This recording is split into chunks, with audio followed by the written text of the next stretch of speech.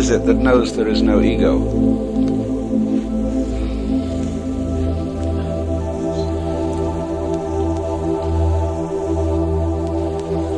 And you must realize, you see, that this is a problem created linguistically. I explained that language based on the sentence, composed of subject, verb, and predicate, contains the hidden belief system that events are started by nouns, by things. And so it's very important to understand that in the real universe, there are no things at all. And this startles people, because we think of the universe as the sum total of things. But when you go into the question, what do you mean by a thing? You ask children this question, what do you mean by a thing? And they'll say, well, an object. Well, I said, you've just substituted another word that doesn't tell me anything. Well, they can come back if they're very smart and say, what do you mean by anything? I got once in a class of high school kids, an Italian girl who said a thing is a noun while she was getting warm. A thing is a think. It's almost the same word. It's a unit of thought, in the same way that an inch is a unit of linear measure, or a pound a unit of weight. And so in various languages this comes out. In German you've got Ding, thing, denken, to think. In Latin, res, thing, reor, to think. So when we reify, that means to thingify. And A.N. Whitehead used to talk about the fallacy of misplaced concretion. Thingifying what isn't there.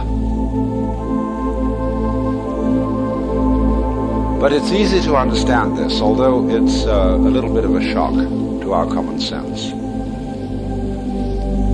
For purposes of description, we must break the world down into some sort of units. This is the basis of calculus. How do you measure a curve? Well, you treat it as a set of points. And in this way,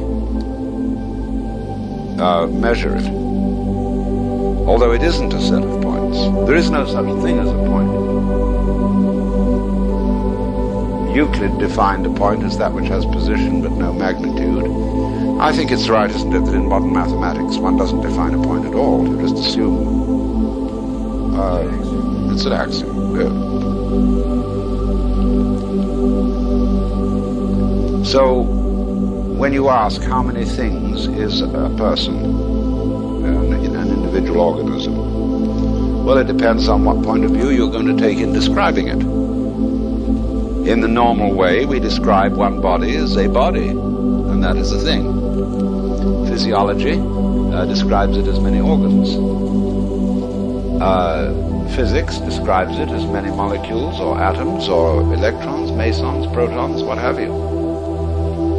And sociology will look upon you as only a part thing, because the sociologist likes to have his unit, a group, a society. And so it goes, it depends. Let's take rabbits.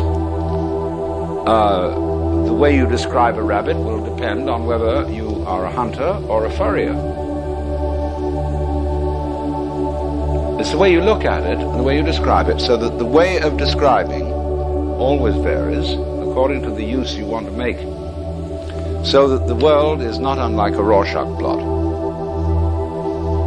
And in psychological testing, we get people to describe Rorschach blots and say what they see in them. Now, you can perfectly well imagine that we in this room could have an enormous Rorschach blot on the wall. And we would all discuss it and arrive at a consensus about what it was.